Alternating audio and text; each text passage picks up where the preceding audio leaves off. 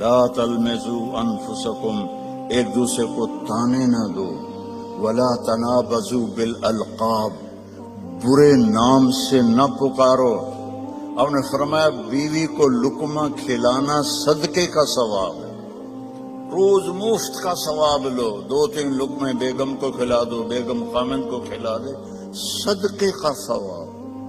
باش کرنا سیکھو، ایک ابھر پڑے تو دوسرا چپ ہو جائے، دوسرا ابھرے تو پہلا چپ ہو جائے، یہ طلاقیں ختم ہو جائیں گی، یہ لڑائیاں ختم ہو جائیں گی۔ زبان کو سینا سیکھو، چپ کرنا سیکھو، بیٹیوں کو سکھاؤ۔ ہمارا سسرالی معاشرہ، چاہے آپ لوگ انڈیا پاکستان سے یہاں بھی آ گئے ہیں، سسرالی معاشرہ ہندوانہ ہے، اس میں اسلامی تہذیب کوئی نہیں ہے۔ میرے نبی کا فرمان ہے، یہ جو میرے صحابہ ہیں مدینے والے، یہ بہت عالی شان لوگ ہیں۔ کس بات پہ؟ جہاد، روزہ، حج، زکوٰۃ نہیں۔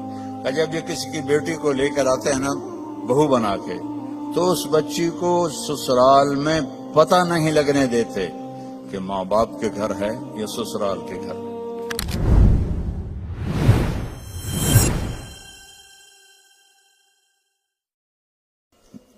اگر آپ گھروں میں محبت کی زندگی گزارنا چاہتے ہیں، تانا دینا چھوڑ دیں۔ لا تلمزوا انفسکم، میرے رب کہہ رہا ہے، لا تلمزوا انفسکم، ایک دوسرے کو تانے نہ دو، ولا تنابزوا بالالقاب، برے نام سے نہ پکارو۔ یہ تو بڑی موٹی ہے، یہ تو بڑی چھوٹی ہے، اس کا تو ناک ہی سیدھا کوئی نہیں، اگر وہ کہ تو ہی کالا ٹٹ حبشی ہیں تو لڑائی تو ہو جائے گی۔ میرے نبی نے ہمیں زندگی اس طرح سکھائی۔ حضرت عائشہ رضی اللہ عنہا چھوٹی تھی، اب ان کے لیے آٹا گوندتے تھے۔ کیا تو آپ کی شان سناؤں قرآن سے، والنجم اذا ہوا ما ضل صاحبكم وما غوا وما ينطق عن الهوى ان هو الا وحي يوحى علمه شديد القوى ذو مرة فاستوى وهو بالافق الاعلى ثم دنا فتدلى فكان قاب قوسين او ادنى۔ اتنی بڑی شان والا آٹا گوندھ رہا ہے، جھاڑو دے رہے ہیں۔ 9 بیویاں زندہ تھیں، اپنے کپڑے خود دھوتے تھے، پھٹ جاتا خود سیتے تھے، جوتا پھٹ جاتا خود بیٹھ کے سیتے تھے۔ آپ اپنا جوتا سی رہے تھے اور حضرت عائشہ چرخہ چلا رہی تھی۔ اب چرخہ، آپ کو کیا پتا چرخہ کیا ہوتا ہے؟ کسی عورت کو پتا ہے؟ اوہ بڑے حد سے آئے جی، شاباش۔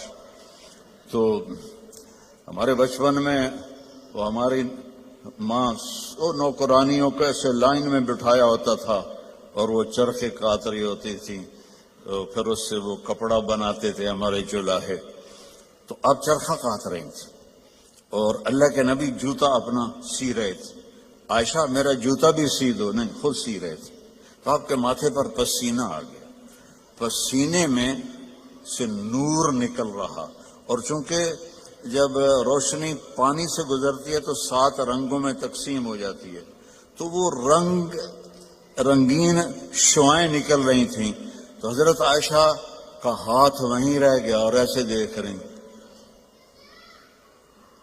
تو تھوڑی دیر بعد اللہ کے نبی نے محسوس کیا کہ عائشہ کا چرخہ نہیں چل رہا، تو آپ نے آنکھ اٹھا کے دیکھا، عائشہ خیریت؟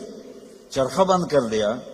تو انہوں نے فی البدی شعر پڑھا، وَإِذَا نَظَرْتَ إِلَىٰ أَسِرَّةِ وَجْهِهِ حَلِلَتْ كَمَا تَحِلُّ الْبَدْرُ الْجَلِيُّ۔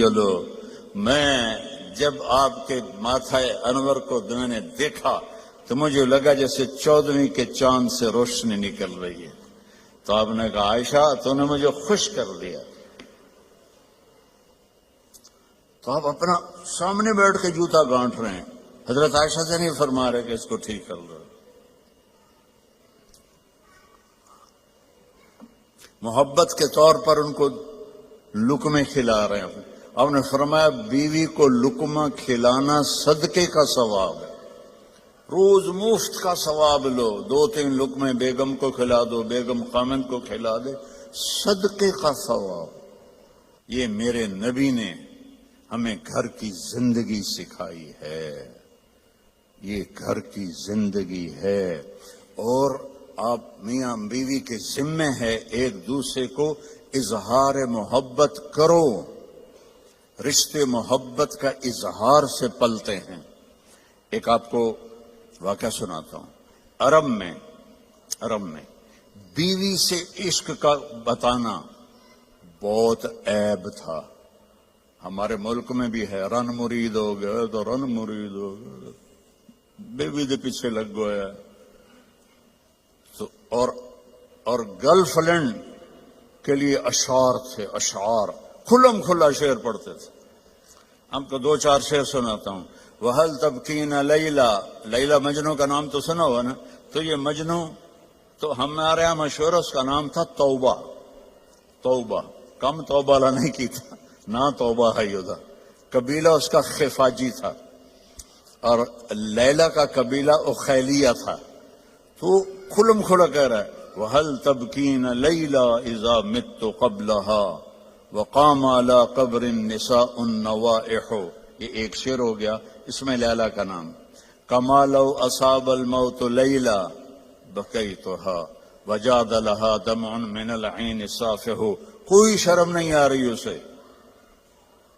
کہ وہ ایک جس لڑکی سے وہ شادی بھی نہیں ہوئی اس کے لیے وہ شعر پڑھ رہا ہے. اور بیوی توبہ توبہ توبہ. اب اس ماحول میں آپ مسجد نبوی میں بیٹھے ہیں اور مجمع بیٹھا ہوا ہے اور ایک شخص آتا ہے، وہ آپ سے زور سے پوچھتا ہے من احب الناس الیک یا رسول اللہ، آپ کو سب سے زیادہ کس سے پیار ہے یا رسول اللہ؟ تو آپ کہتے عائشہ سے. کان میں کہتے عائشہ سے. آپ نے زور سے کہا عائشہ سے مجھے سب سے زیادہ پیار ہے. وہ تو ہل گیا، سارے ہی ہل گئے. ایک ہی نبیوں کے بیوی نال ایڈا عشق. تو انہوں نے فوراً بات بدلی، نہیں نہیں نہیں یا رسول اللہ، میرا مطلب ہے مردوں میں سب سے زیادہ کس سے پیار ہے. تو آپ کو پتہ چل گیا نو گل ہضم نہیں ہوئی. آپ نے کہنا تھا ابو بکر سے، تو آپ نے فرمایا عائشہ کے ابا سے مجھے اس کے بعد سب سے زیادہ پیار ہے. یہ زندگی ہے. اللہ کی قسم سے کوئی پیسہ نہیں لگتا اور آپ کی زندگی خوشحال ہو جائے. برداشت کرنا سیکھو. ایک ابھر پڑے تو دوسرا چپ ہو جائے، دوسرا ابھرے تو پہلا چپ ہو جائے. یہ طلاقیں ختم ہو جائیں گی، یہ لڑائیاں ختم ہو جائیں گی. زبان کو سینا سیکھو، چپ کرنا سیکھو. بیٹیوں کو سکھاؤ. ہمارا سسرالی معاشرہ، چاہے آپ لوگ انڈیا پاکستان سے یہاں بھی آ گئے ہیں، سسرالی معاشرہ ہندوانہ ہے، اس میں اسلامی تہذیب کوئی نہیں ہے.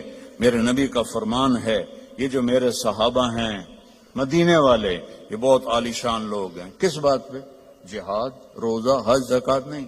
کہ جب یہ کسی کی بیٹی کو لے کر آتے ہیں نا بہو بنا کے، تو اس بچی کو سسرال میں پتہ نہیں لگنے دیتے کہ ماں باپ کے گھر ہے یا سسرال کے گھر ہے. اور ہمارے ماحول میں آتے ہی ٹیسٹ شروع ہو جاتا. میں آپ کو اپنے گھر کا لطیفہ سناتا ہوں. شروع سے نوکر چاکروں میں آنکھ کھلی. اللہ نے رزق دیا، ماں باپ کی طفیل.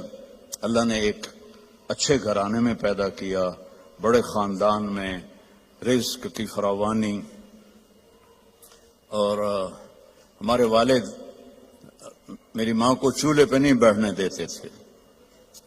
نوکرانیاں کریں، نوکر کریں. ٹھیک ہے، میری شادی ہو گئی. میری بیوی تھی شہر سے، تو فیصل آباد، میں ملتان کے پاس میرا گاؤں. لینگویج بالکل مختلف. ہماری بڑی ٹھیٹ اور کڑکتی ہوئی لینگویج تھی. تو بیچاری ویسی گھبرائی رہتی تھی.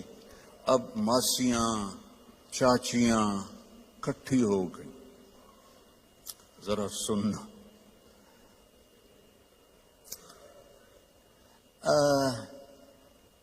تیری ماں تا چولہے تے سڑدی پئی ہوندی ہے تے بیگم تیری ٹھک کے بیٹھی ہوندی ہے. مجھے اتنی ہنسی آئی. میں کہا میری ماں چولہے تے کداں سڑی ہے؟ میں بھی تھائیں پیدا ہوئے. میری ماں تا چولہے تے بندھی نہیں.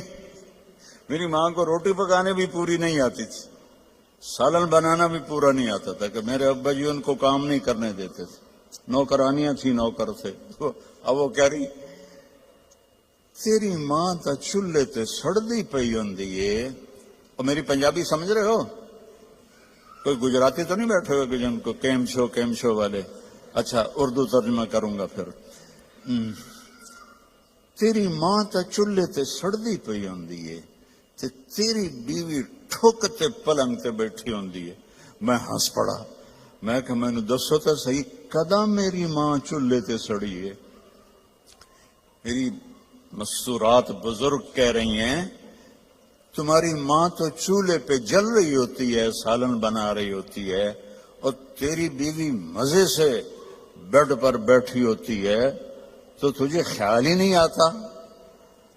تو میں نے کہا کب میری ماں چولہے پہ جا کے سڑتی جلتی ہے؟ اسے تو آخری زندگی تک روٹی بنانی نہیں پکاتی تھی پٹھی سدھی، کیونکہ کبھی ابا جی نے ان کو بیٹھنے ہی نہیں دیا تھا.